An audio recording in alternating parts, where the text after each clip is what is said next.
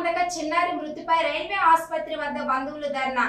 దొండపత్తి సమీపంలోని రైల్వే ప్రభుత్వ హాస్పిటల్లో యూకేజీ చదువుతున్న 5 ఏళ్ల బాలిక సకాలంలో వైద్యం అందక మృతి చెందిందని బంధువులు ఆందోళనకు దిగడం కలకలం సృష్టించింది.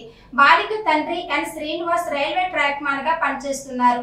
ఇదిలా ఉండగా ఈ నెల 19 ఉదయం 9:30 గంటలకు నల్లి శ్రీనివాసరావు కుమార్తె నల్లి అన్విక జ్వరంతో బాధపడుతూ వాంతులు రావడంతో దొండపత్తి డిఆర్ఎం ఆఫీస్ పక్కన రైల్వే హాస్పిటల్లో చికిత్స నిమిత్తం చేరింది. అయితే ఆ చిన్నారి చికిత్స పొందుతూ గురువారం ఉదయం 8:30 గంటలకు మరణించింది. ఇదిలా ఉండగా అక్కడి డాక్టర్లు ఉదయం 7:30 గంటలకు పాపని ప్రైవేట్ హాస్పిటల్కి తీసుకువెళ్లమని రిఫర్ చేయగా మెడికవర్ ఆసుపత్రికి తీసుకుని వెళ్ళగా అప్పటికే చనిపోయిందని చెప్పడంతో రైల్వే ఆసుపత్రి వద్ద చిన్నారి మృతదేహాన్ని తీసుకువచ్చి ఆందోళనకు దిగారు.